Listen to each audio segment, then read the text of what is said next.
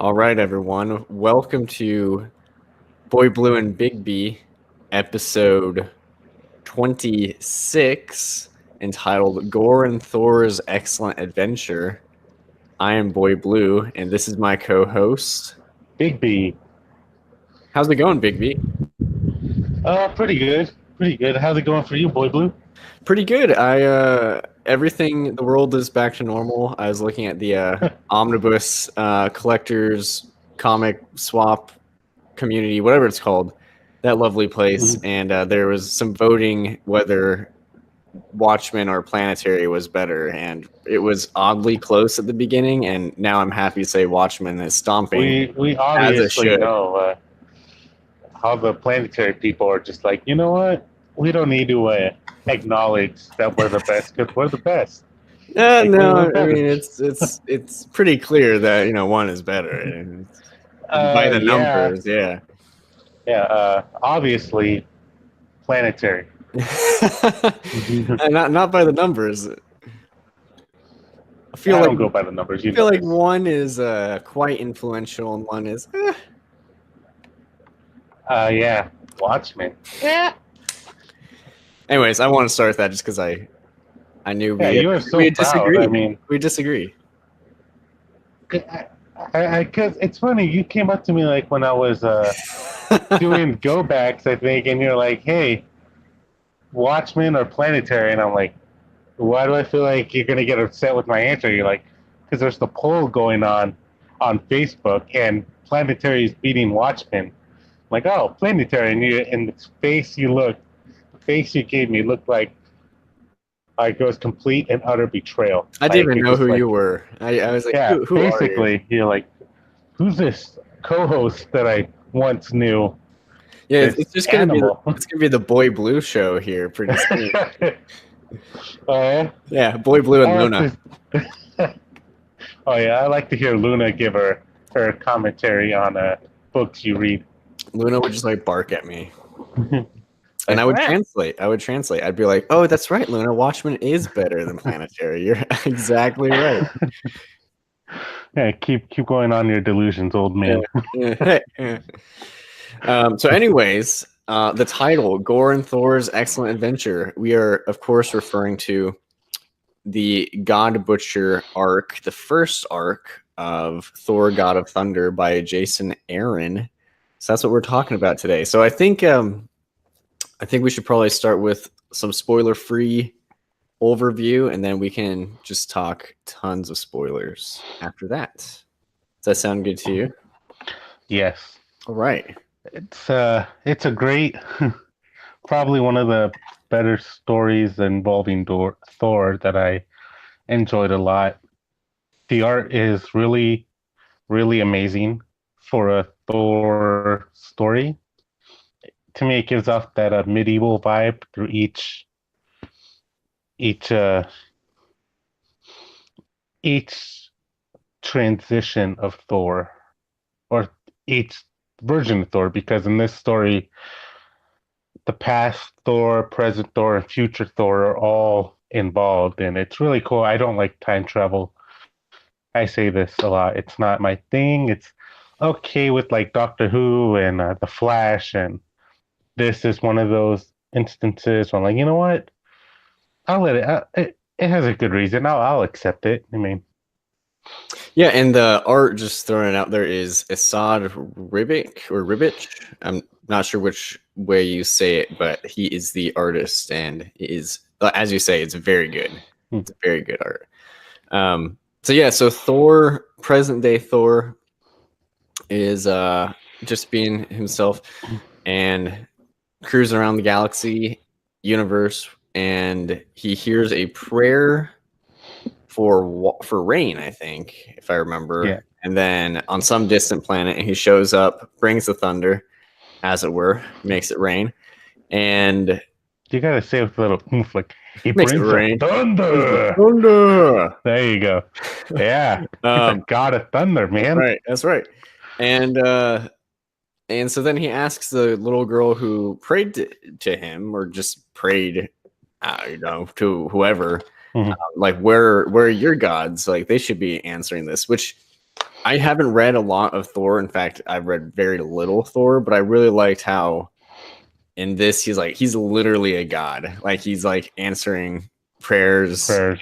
Yeah, I hadn't thought. I mean, very different from the MCU Thor, where he's basically Superman with a hammer. You know, like he's Yeah. an alien, but like that's kind of about it. Yeah, they Um, don't give him deity status. yeah, exactly. But yeah, so he answers their prayer, and then he goes to find what happened to the other gods, and he finds that they've been murdered. Which that's kind of a spoiler, but that's the setup. So Not just murdered, butchered, yeah, brutally brutally murdered. murdered. Yeah, Yeah. that, It's that like there was no mercy at all. It Yeah, just that panel when you see it, I'm like, whoa, this is yeah. this is hardcore. And then as you mentioned, like we learn that this nemesis has been around since the early days of Thor's life, or early for a god, and Mhm. also still plaguing him in the future. So it's quite an interesting tale. Very interesting. Because it goes, like I said, past, present, future, and you think, oh, Thor took him down at the first time he met him. Nope. He just goes away, licks his wounds, and comes back stronger Right. each time he faces off against the mighty Thor. And it it was like when I was reading it, I found out like, oh my god, there's this bad badass villain who goes toe to toe against a god and still live, and he doesn't back down. He just keeps going back because he has a clear cut plan of what he wants to do, and Thor has no idea how to really handle it Yeah, that's true. at all. Yeah, it's definitely a challenge for him. So you've already heard this because I told you earlier, but my last thought before we get into spoilers is I feel like, and I haven't read the rest of Jason Aaron's run of Thor. I hear it's very good, but I feel like this is his Court of Owls. Like, I love Scott Snyder's Court of Owls, his Batman, but then after that, the quality goes down. Mhm. And it's kind of not a fault of his, really. It's just he knocked it out of the park on his first try. Like, it's such a good story.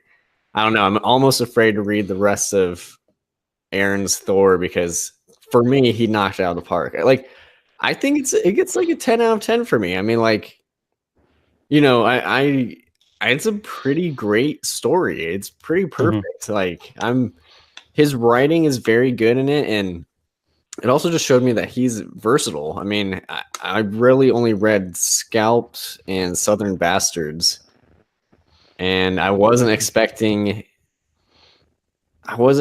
him to, like, I don't know. There's like this part where I can't remember what happened, but it just goes way over the top where it's like, like sharks beached themselves, and Yeah. like all these like over the top. I should go find it. Like, it's the most over the top descriptions ever, and I can't remember what else happened. Like, something is born with two heads. I don't know. It's like so ridiculous, and like I read it to my wife, and she's like, "That's a little over the top. It's a little much." But I'm like, "But it's so good, though."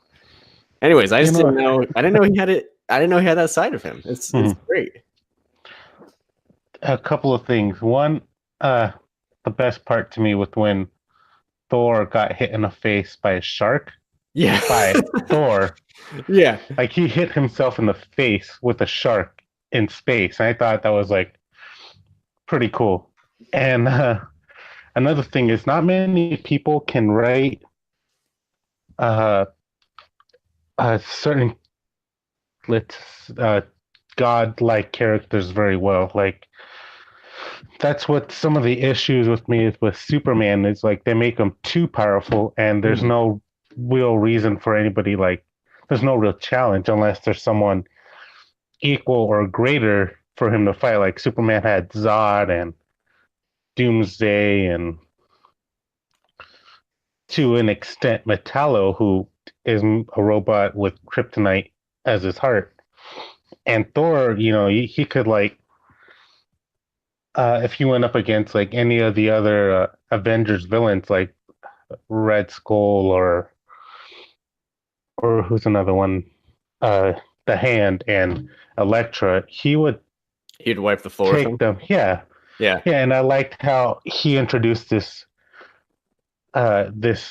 big bad villain who is killing, butchering gods, and just giving Thor a much more difficult time than any of the other villains he had to deal with before.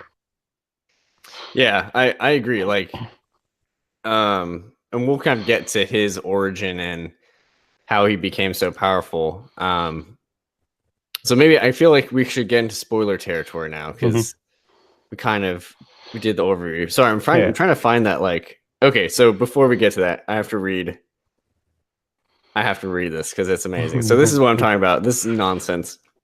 So it says somewhere in the cosmos, star whales beached themselves on an asteroid and died, hundreds of them, and for seemingly no reason at all. A dog was born with the face of a child, screaming in terror. It did not live for long. A saintly woman died and found no one waiting for her on the other side, no white light to guide her, nothing.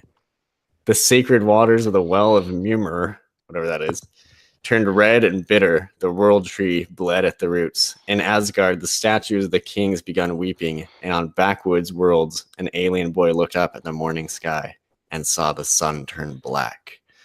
See, Wow. that is amazing. That's amazing. Words right there. Like it's like it's so hopelessness. nonsensical. Yeah. It's like star whales beaching themselves on asteroids. I mean, it's so silly. Kid looking up. Yeah. But it gives you the hopelessness of sense of dread. Yeah. It just like, oh my gosh. So bleak, so dark. And What's gonna happen? I feel like reading it out of context, you're like, this is kind of silly. But like when you're in the story, you're like, oh my gosh, this is so intense. Anyway, so I wasn't expecting that from the writer of Southern Bastards. I mean, Southern Bastards is great, but that's not what Southern Bastards is, by any stretch. So yeah. Anyways, that took me a while to find, but I'm glad I did. And I can also you have heard an excerpt poorly read from the God Butcher. So you should have done it with more gusto. British accent. Yeah. So okay, now we're getting into spoilers. Spoilers. Alert. Nice. I like that. You got to say alert. Yeah. So gosh, I'm trying to think of where I'm going with this. But as I said, I like that he's portrayed as like this as a god, like answering prayers, and all the gods are portrayed as gods answering prayers, or not. I mean, that's kind of the thing. Is like sometimes they don't. And so at the beginning, when he's finding all of the dead gods, all the dead gods, yeah. So that was crazy. So he's like, he sees the giant ones. The first giant ones are on like meat hooks, basically. Yeah. And then there's like other ones that are like nailed to their tree, and the one that like I was reading on my Kindle, so it's not like I could get really the 2-page spread effect, but that like really big, like massive mountain sized god, that's when you're like, dude, this guy means business. Whoever's doing this is quite powerful. Yeah. And he really doesn't care. Like, he doesn't care what god you are, like what's your power or focus. Like, he doesn't care. He's just like, you're a god, and I'm gonna tear you to ribbons. Yeah. And I think it was that big polar bear one, right? Yeah. The one that Thor said was his friend that he met once or something. Yeah, that one. He was like supposed to be immortal, I think. And there he goes. The God Butcher like took him apart. Yeah, so that was one I remember now. I was trying to remember what he said.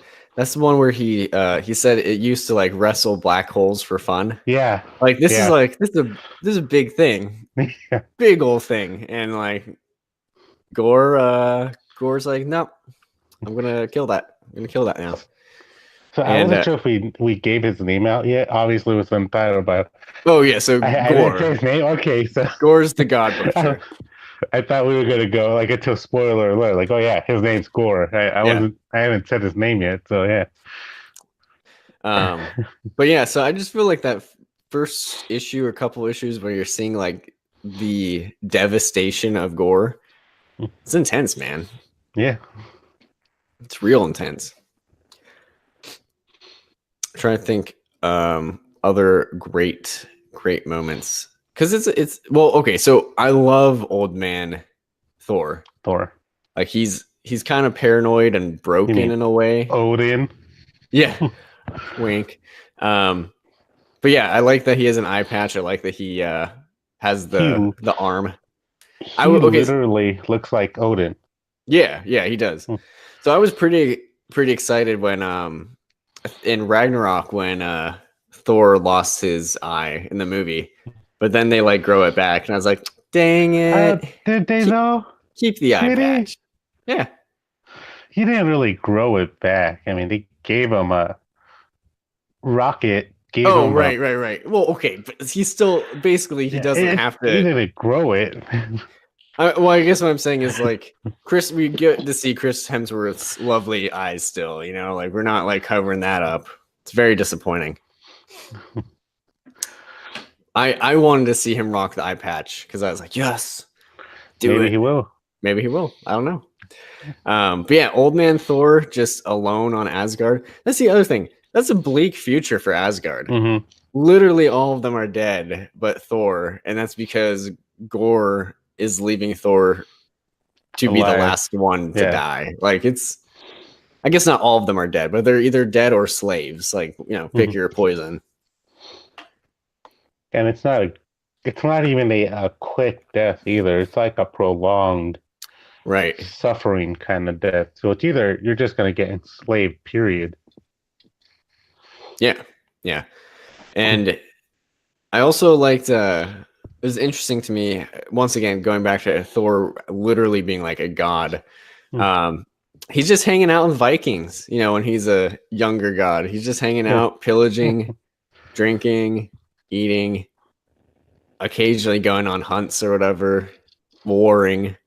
It's very interesting. I was like, well, I mean, doing all the Viking stuff. All the Viking activities. So yeah, that was fun. And young Thor gets tortured by Gorr. So he meets him, and it's kind of explained in that like gods live such a long time that even they like forget some things. Like modern day Thor like thought he had kind of dealt with Gorr, or at least like maybe it had stopped. And it's only when he sees this devastation where he like remembers. He's like, oh yeah, that guy that I was tortured by in the cave. Whatever happened to that guy? And so it happens when you live for thousands of years. Yeah, I mean, you can't blame him for forgetting. I mean, he was tortured. I'm pretty sure if you get tortured, you would want to forget it completely. And Thor is a renowned great warrior, and that might have been like a stab at his pride. That's a good how point. Great of a warrior he is. Yeah, because he even tells like one of the Vikings, like, we'll never speak of this again. Yeah. Because they want to like sing, you know, praises of, you know, his valor. And he's like, no, we're never talking about this. Again. Yeah. How long did he last? Like, he lasted a long time. I remember Gorr saying that, like, hey, you lasted a lot longer than the last god I tortured, who was the god of torture. Right. And I'm like, oh, geez, if this guy can torture the god of torture, what else can you say or do to stop him? I mean, right. Yeah. I wish I remembered. I want to say it's like 17 days or something, but that's probably like not right at all. But yeah, it was like it was a long time, you know, that he was just being tortured. So not a great time for young Thor, pre-hammer Thor. And so what I also really liked is and this is all like world stuff that, once again, I'm not familiar with Thor at all, really, aside from this. So if this is in like other Thor comics, that's awesome, cool. But I really like the library that has like lists Everything. of like all the gods, and that's where he goes, and like the librarian is like the snarkiest, like, so it's not all bleak. Like the librarian's Yeah. pretty funny. Like he's just like, "Oh, you're here. You read? Like I thought you just like smash Yeah. stuff with your hammer." Like, Like, there's nothing here for you to smash. I yeah, mean, if you want to know about your dad and his smashing, there you go. yeah, because he's like The asking for like all jock at the, the high school, yeah. yeah, like exactly. And the librarian just is full of sass. I really liked the librarian. And then another key character is I can't remember his name. It's like Shatterrag Cadet. or something. But Yeah, something like that. he The keeps god like, of. yeah, he keeps changing what he's the god of, but he's really the god of bombs, which comes into play, later. But I just like when he's like, I'm the god of cartwheels and whatever. Yeah. It's like, what? What are you talking about? You don't look like you're that type of god. Yeah, the god of peace and love. Yeah, right. Nah. You look kind of weird.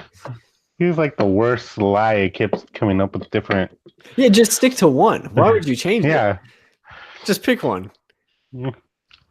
Like there's no point. Thor is not going to care. He wants you out of there. Yeah. He's trying to keep you safe. He won't care. But he's like, oh, I'm the god of flowers and junk and stuff. Even with the librarian, he was like, no, dude, no, you're not. Yeah, I know all of them. You're not. You're not that one. But so he is the god of bombs, and you learn that he's still alive because Gorr tortured or killed his family and everyone he knows in front of him until he taught Gorr and designed how this giant bomb, which they call like the god bomb, which when it detonates will kill every god throughout time. So it's kind of a big deal. And it's like the size of a moon. It's a good Death Star size. So I really like that image of the god bomb. Giant bomb. It's like, whoa, that's a hefty bomb right there. Yeah, it had to show the magnitude of how dangerous and how unlikely it is they would succeed. I mean, if it was a little itty bitty bomb, they could like, oh, here, we'll just have Thor eat it. One of the Thors. I mean, Old Man Thor can eat it. Yeah. But that's what I also like the two. Just the. Yeah, I was thinking of more, more funny things sprinkled in. I really found it amusing that Thor's granddaughter, one of his granddaughters, like kind of into him. And then she's like, oh, she's like all disgusted with herself. Yeah, it's like, oh, I got impure thoughts of grandfather. It's super funny. Another good thing I liked about it, since we're on the light side of it, was the fact that alcohol was like their main focus. Like, oh, it really was. Oh, Thor, can you stay? It's like, no, I can't. We have mead. Mead, you say? I could stay here a little bit, and then. There's like the room that's locked up, like Odin's secret room, and then he's like, "You can." Old Man Thor tells present day Thor, "He's like, you can go in there." He opens it. He's like, "What? It's just what's in there? Ale? You're gonna need it." Yeah. It's like, okay, I'll get a case of it. He's like, if I have to, Yeah. And which each store, once they all join on the pirate ship or the Viking ship, they all go, "Oh, is there any mead left?" Like, nope. All gone. And to clarify, I mean, like, we're into spoilers, so hopefully you've read it and you're listening. But to clarify, so if you haven't, so the bomb is being built far in the future, like more. It's in Old Man Thor's time, because then it'll detonate backwards. So some of the enslaved gods include Thor's granddaughters, so like I mentioned, and they're like warrior goddesses, and like I said, one of them sees young Thor and is like, hey, I like that. Pretty much like, how you doing? Yeah, how you doing? And then she learns that it's her grandfather, but and then she's going to hell. but so so it is. I think that's what I really liked about it. It really did strike a good balance because it's pretty bleak. I mean, let's be real. It's a Marvel comic. Thor, they end up winning, right? Like, yeah, it's not like the bomb detonates and kills all the gods, but it there's plenty of violence. There's a lot of, you don't know what's going to happen. There's torture, and then there's like just the right amount of, hey, that's pretty funny. Lightness. Yeah, good job, Jason Aaron. Struck gold on this one. Good thing, not making everything all dark and depressing and brooding. So I think when I was reading it, every single time, the past 2 times I read it, I cannot believe that they had a Volstagg in there, because he's the big heavy set Viking god, Volstagg. From the Company 3 or the Mary 3. And when I saw him, I'm like, Volstagg, why does that name sound familiar? And in my head, I picture the fat guy on his little donkey from the, what is it? The Siege? Siege era, where that's what I picture. Like, oh, this jolly old Volstagg. But no, I see this like starved, skinny man. I'm like, that can't be full. This guy had one of the Warrior 3 tortured to the point where he's starving as he slaved, and then he crucifies him. Yeah. And I'm like, oh my God.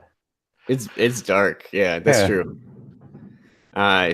Yeah, it's because, right, like any of the slaves who like talks back, or if there's like anyone tries to rebel, he just like crucifies it God, and you're like, whoa, yeah, that's heavy. So while we're speaking of Gorr's anger management, let's talk about Gorr. Why is Gorr so upset?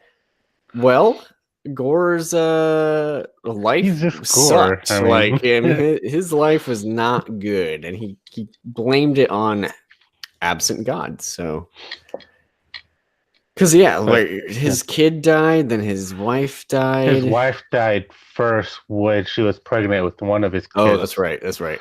And then his other kid died, and he didn't want them to. He wanted he wanted his son to be buried in the ground, but his village wanted him hung up in the trees so he'd be a good virtue or sacrifice for the gods, and he was like, no. And then that's when they like stoned him, basically. Yeah. And so he, when he's been cast out, he comes across 2 gods fighting, and they like crash land and both kill each other, presumably. And Gorr basically takes up the sword of one of them, and you later find out its name. I don't remember what it was called. I can look at it real quick, but Sword of Despair, we'll just call it that. Yeah, so he picks it up, and basically like it gives him godlike powers to do as he pleases.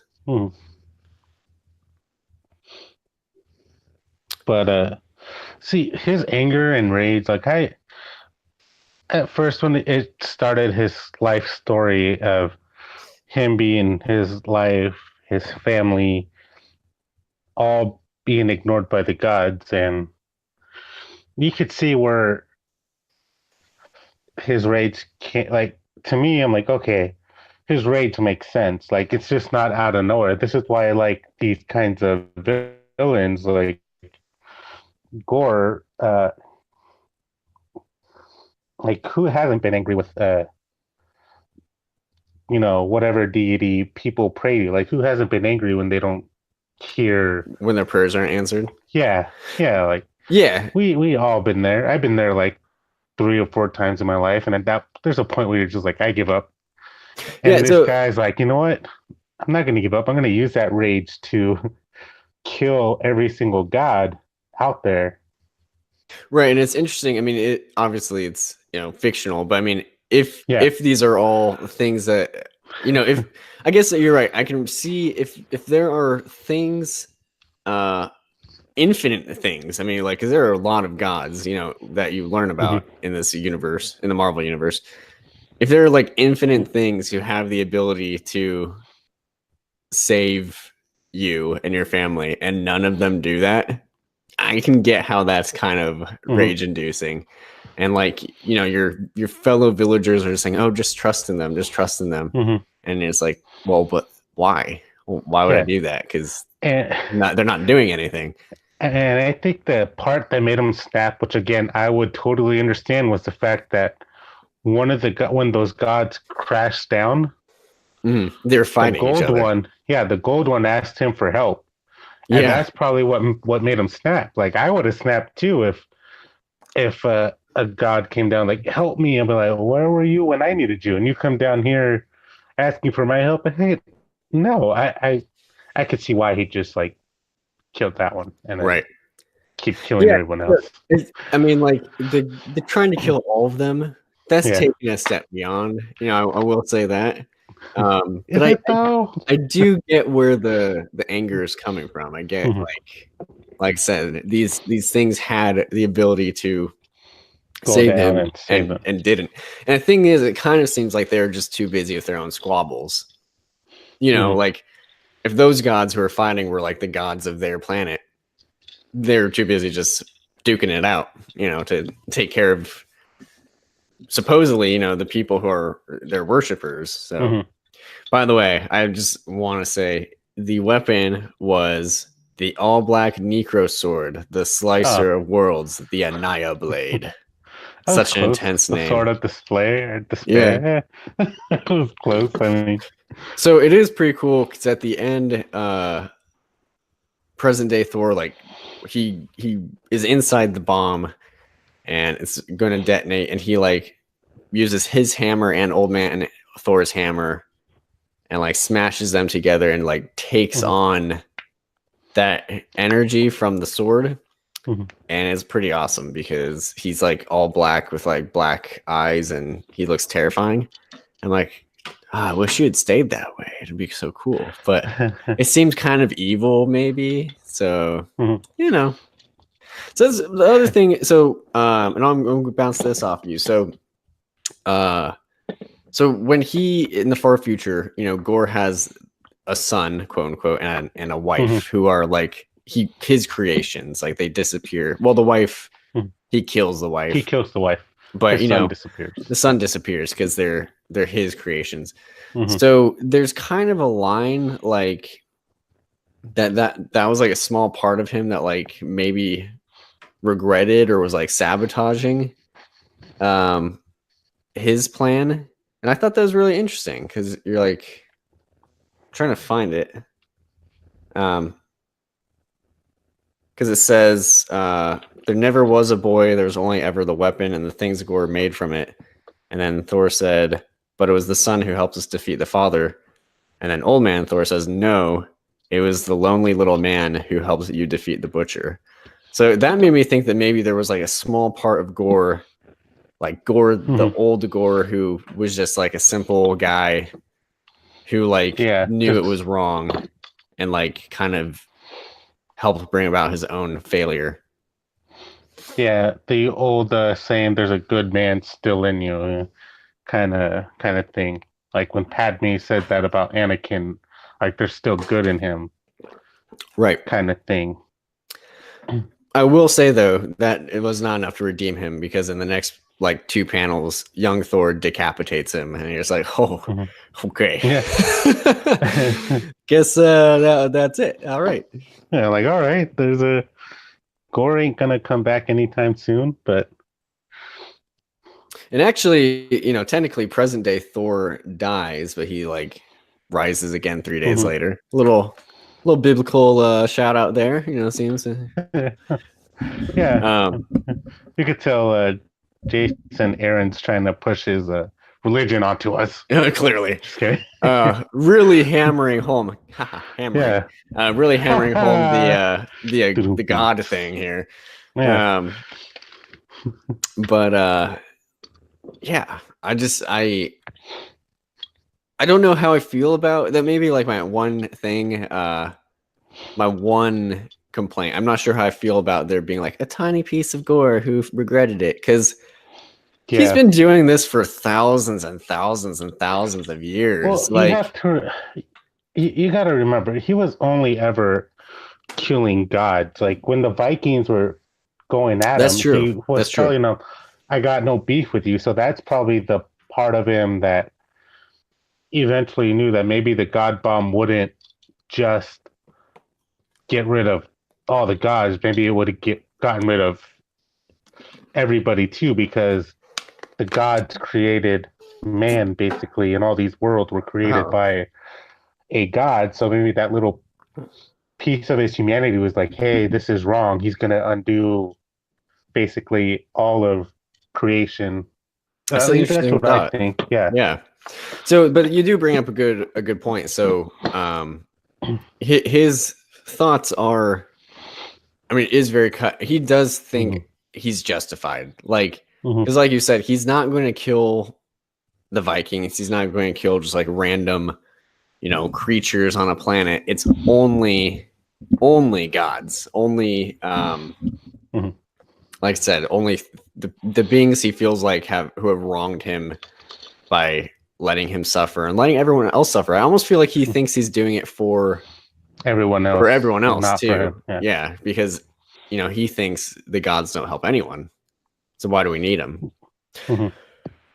Which riles him up when his wife Wife, thing, that he created calls wife him a thing. god and She's a worships him. woman, man.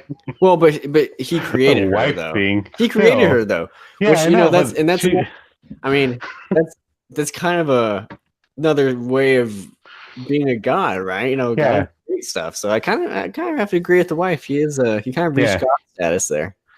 Yeah. Naturally, I mean, he got everybody to fear him, and some gods are meant to be feared, and this one got all these gods, and whoever came across his path to fear him. And he did create his wife, his kid, and I don't know who else he created. Did he create all the people on that planet? Like Which planet? the planet with all the slaves? Because I know there were some guards who Yeah, were like slave the black whippers. things.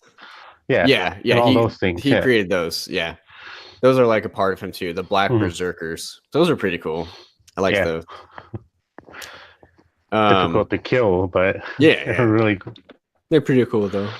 But yeah, I like I said, 10 out of 10. I think it's super solid, and I want to read the rest of the run. I read the third volume and it was not as good, so I got scared. But That's eventually, the one with the Maleks.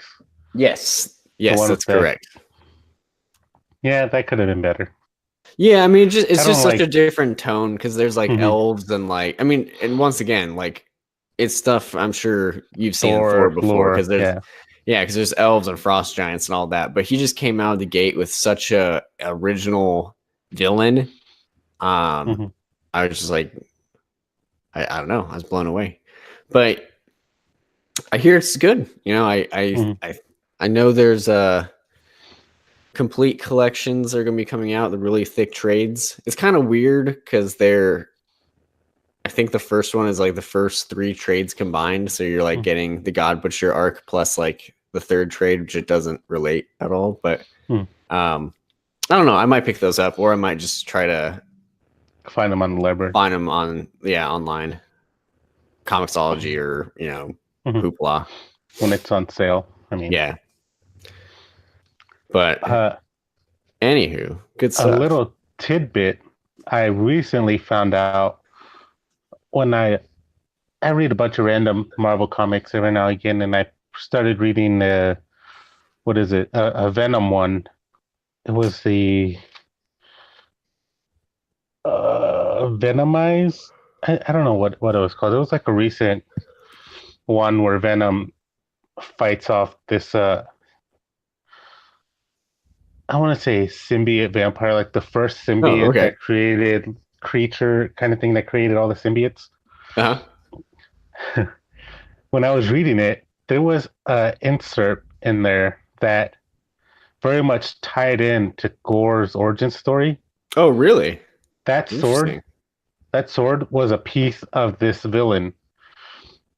Like he says, like a millennia ago, he went off to conquer the planet, like the known universe, and he lost a piece of him, and it went to a Black Rider kind of person, which was The the fight with the gold god and then the black berserker thing, where Gorr ends up picking it up, and then he gets well, turned to that's the dark side kind of yeah, thing. that's super interesting. So that Yeah, okay, so that lends more to the what you're saying. So maybe the sword brought out that anger in him and kind of yeah, led him to those things. So okay, I like that. That's awesome because so maybe there really was like a part a of him that knew backstory. Yeah, that was wrong.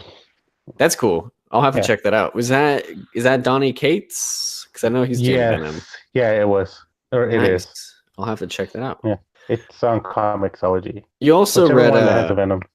you read Scarlet Witch recently. I Yes, saw. really good. I've heard good I things. enjoyed I'll it. go check that out too. The art in there is beautifully done, man.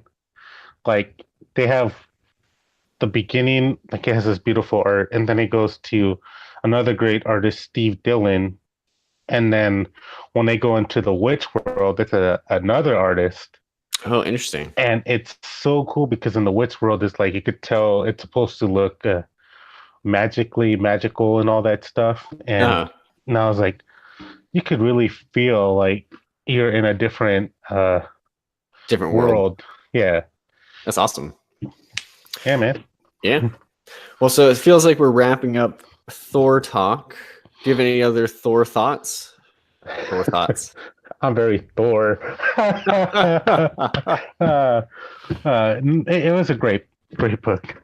Yeah, I it's love a great book. Gorr. He's one of those special kinds of villains that you could sympathize with to an extent. Yeah. Like you could understand why he's doing what he's doing, and you question why the hero is actually like their roles are reversed kind of thing. Mm-hmm. And And speaking, oh, I'm sorry. Go ahead. no, that Oh, I was was going to done. say, and speaking of sympathizing and wondering why they're doing the things they're doing, next week we're talking about Vision by Tom King, Yes, which is one of amazing. my favorites. And I was glad to force you to finish it so that we Yeah, could talk man, about it. he had a gun to my head, like no joke. Every time he went to work, he was like, "Hey, click, click. Vision. You read it yet?" I'm like, "No, no, calm down, man. I'll do it. I just bought Sorry. it. I'm waiting for the sale." Yeah. So yeah, we're talking about Vision by Tom King next week, and I'm super stoked. I'm And super stoked. I don't know if I we got a had, lot to say about it. yeah, I don't know if we have anything planned for the following week, but I'm wondering if maybe we Uh, should read Scarlet Witch or something. I mean, or I can read it. actually, sir, I do recall you saying that after Tom King's Vision, we were gonna do your Baroque Works arc summation. You're right. I need to do my homework. Yeah, Right. I Okay. did my homework, so Yeah, you have you're to do right. yours. I need to crack Yeah, down. I need to crack down. We'll do Baroque Works yeah, for One Piece. That's good. We yeah, need to get some manga in here again. We haven't had yeah. any manga, so Since what was it? That Lone Wolf and Poon Poon. yeah, Yeah. Well, cool. Yeah. So next week, Tom King. Following week, One Piece Baroque Works. Obviously, that'll be spoilers for One Piece through Baroque Works. And yeah, I'm really excited for you. As soon as you get past Baroque Works, it gets like, in my opinion, it like escalates. there's some ups and downs, but man, it gets really good after that. Nice. Very good. Mhm. I'm at a. I mean, you probably. I mean, it's the whole Alabasta rebellion thing, and I was like, shoot, there's a lot of rebels. They're like outside the gates of the Capitol. I was like, that's a lot of guys. So yeah. It's heating up fast there. And then you, I mean, I'm only bringing this up because you so graciously said it when we're off air, but what other book are you reading right now? Right now, other than Scarlet Witch, I got that Secret Warriors going on right now.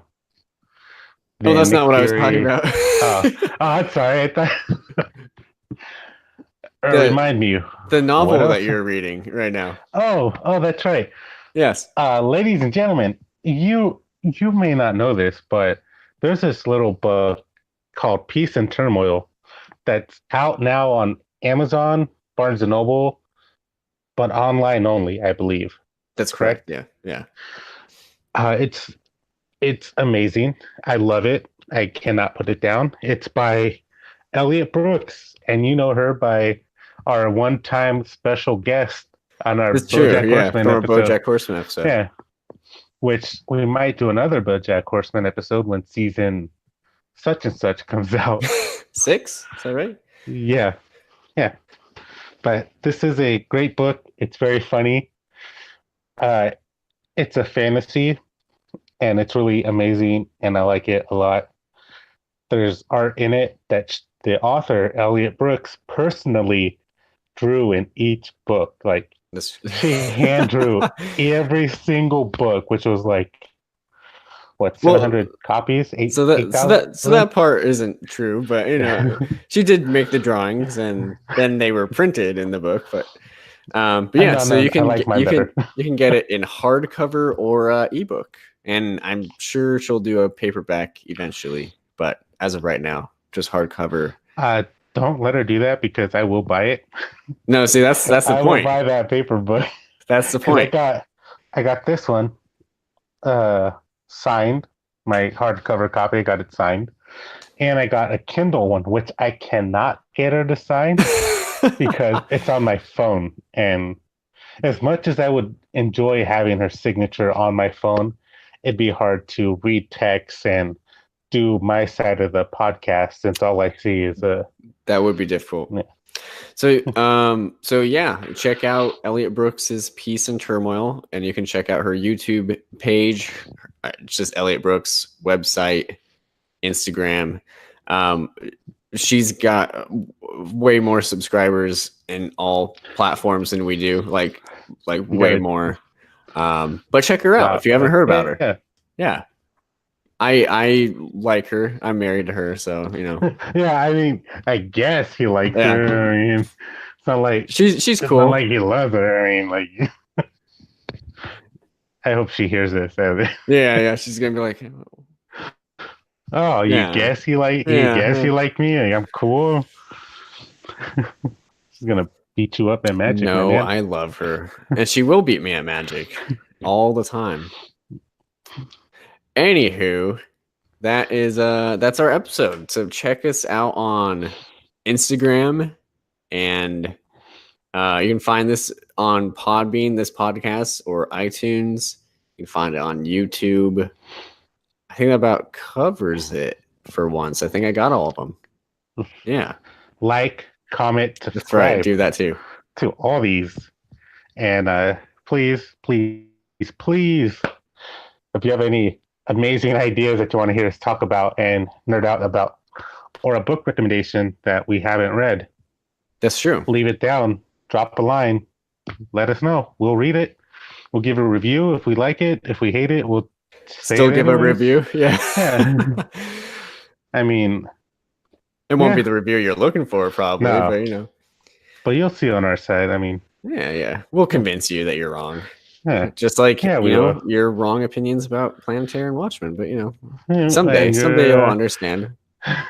And everybody's wrong opinions of Neil Gaiman, but that's our show.